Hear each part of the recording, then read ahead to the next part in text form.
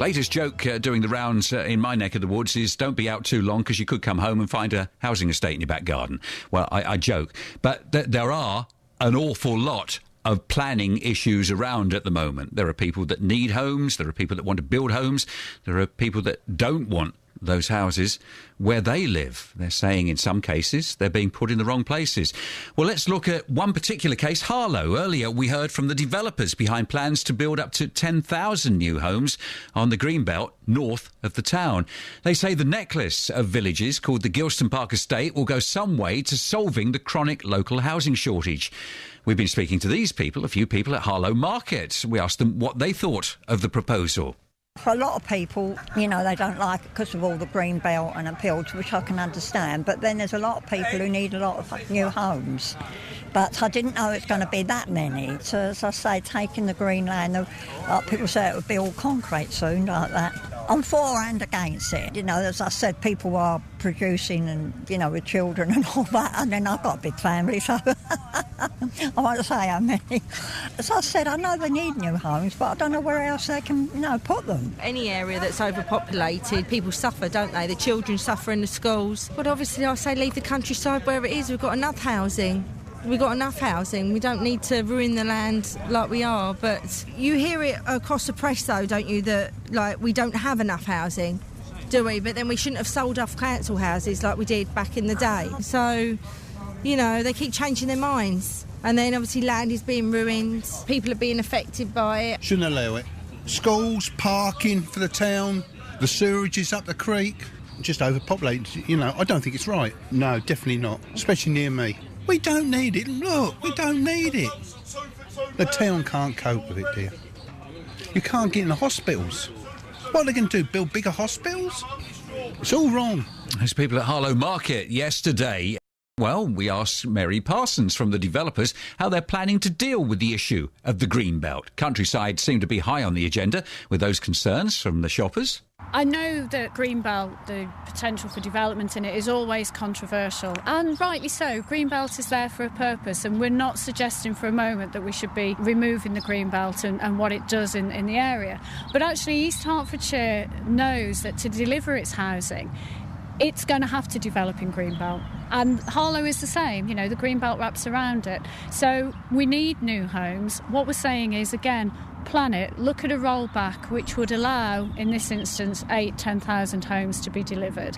And then actually what we would potentially be doing is putting more land back into the Greenbelt here than we'd be taking out. And that's not the same in other parts of the district. We're aware of the concerns that have been raised, and we respect Greenbelt and the role that it plays, but I think it is the overarching question that East Hertfordshire is going to have to roll back the Greenbelt, as is Harlow, and that's perfectly in line with the government's planning policy. And if we don't do it here, then the other areas in the district are going to have to consider that as well. So I think what we're saying is, again, it's something that's necessary to achieve the homes that we need in this country.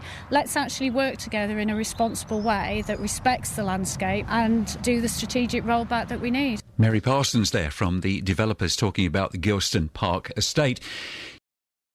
Joining me now is Labour councillor Tony Durcan. He's Harlow Council's Cabinet Member for Resources and Enterprise. Good morning. Good morning to you. The idea of 10,000 homes being built on your doorstep, do you support that?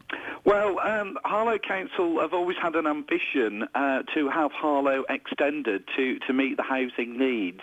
And certainly Harlow North has always been the most attractive option available to us.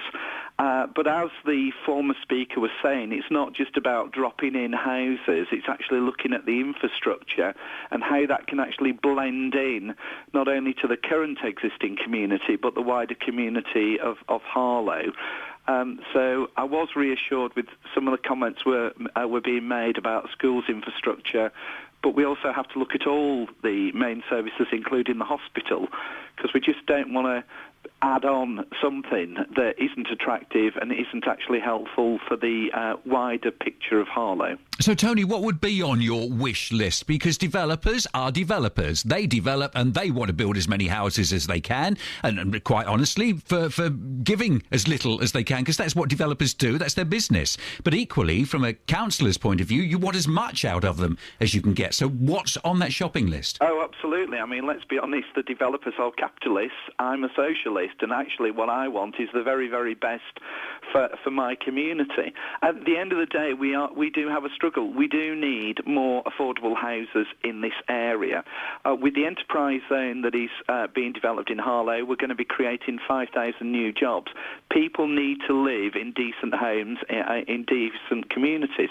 So therefore, we do have to work with our colleagues from the developers, even though that their objective is about profit, to actually ensure that anything that is designed and developed is suitable and sustainable for the whole community. What we don't want is a developer coming in, building, taking money, going away. We want something that is a legacy for the whole of Harlow, and if that includes Harlow North, then we'll get into dialogue and we'll get into discussion.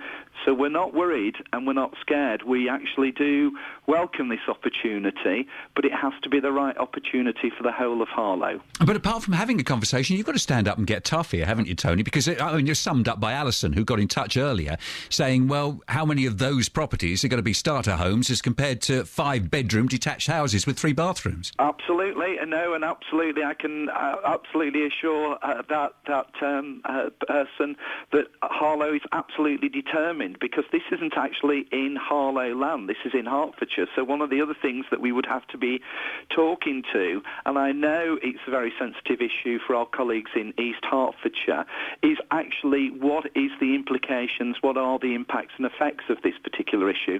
We will be arguing that 35% of all properties should be affordable social housing. We would also be expecting a proportion of that to be coming from the Harlow waiting lists.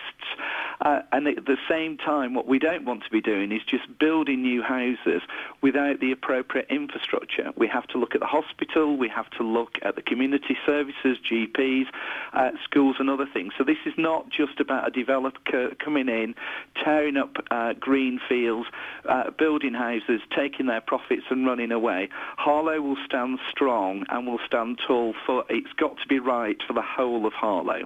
OK, Labour councillor Tony Durcan, Harlow Council's Cabinet Member for Resources and Enterprise, talking about the possibility of 10,000 new homes to be built just north of Harlow. Kevin Fitzgerald is from the Campaign to Protect Rural England group and joins BBC Essex now. Good morning to you. Good morning. It's going to happen. We need the houses, they say. It's not necessarily going to happen. We do need the houses. There are other ways of dealing with this. I mean, Harlow in particular, where I used to work for many years, has got quite a lot of space within the town itself without the need to go out there and take up the countryside. I mean, the arguments you heard in the market, it's very interesting because we're always accused of being people who live in the country and wanting to protect it, but it's the people who live in the towns that benefit quite a lot from having beautiful countryside on their doorstep, readily accessible, they can walk through and enjoy. And it's not necessary in this case to destroy it in this way. Trouble is, though, Kevin, if you fill in those gaps in Harlow, and there are plenty of green gaps there, then all you've got is wall-to-wall concrete. You have no green gaps that make Harlow or made Harlow special when people move to the area. You don't have to have wall-to-wall concrete. You have a town, and I mean, in effect, a garden city sort of thing. You can you're building on the garden then, aren't you, if you fill in the gaps in Harlow? Well, you don't have to fill them all in. I mean, you plan for green spaces, green lines, green infrastructure. That's part of planning these days.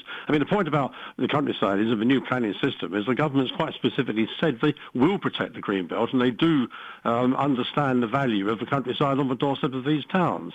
And it is a massive development. It's like a small new town. It's not even a proper extension of Harlow because you have to go across the main road, the river and the railway and go out. It's virtually plonking a development in the countryside, and because it's going to swallow up some of our villages and completely change the character of the area.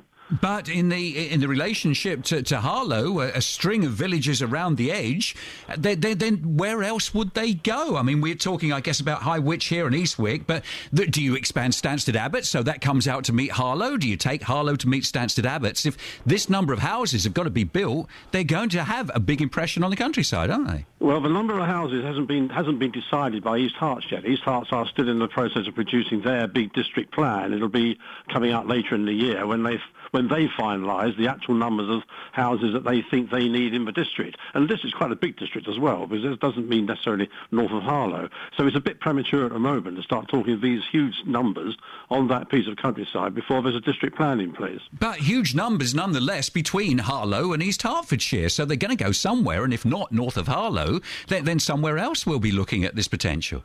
They will be looking at houses in the whole of the district, as everybody else is throughout the country, of course, at this moment. But it doesn't mean to say you have to have that number in that place. I mean, it was mentioned earlier in your piece, but, put these in the right areas. And there are other towns in East Herts which would expand, of course, to take up the numbers that they would eventually come up with, because they haven't actually concluded yet how many houses they need in the district. But equally, if you expand, as you're suggesting, in East Herts, then that's going to involve West Essex as well. So do we increase, double the size perhaps of Sawbridgeworth on the border? Do we go to Hatfield Heath and build on the heath almost? I mean, where does this number of houses go? And I take the point that you're saying that final figures haven't come into consideration yet, but if we're talking 16,000, 17,000, it's not going to be considerably less, is it? It's going to be probably about that. We don't really know yet, of course. As I say, it is quite early on. I mean, you have to take account of things like the last census, which hasn't been brought into account yet, because, in fact, in some parts, the numbers are going down. But, yes, it is a big area, and this is what planning is all about. This is why the District Council is producing a long-term plan. The idea that the developer comes along and says, right, the way we're going to solve your problem is by building all these houses in this place. We know it's wrong. We know it's on the green belt. The government has said in its planning system, we will protect the green belt. The government has said we will protect open countryside where possible. They've even acknowledged in the new planning system, which is designed to produce more houses, that this is not the sort of place where you put this sort of development. OK, thank you. Kevin Fitzgerald from the Campaign to Protect Rural England.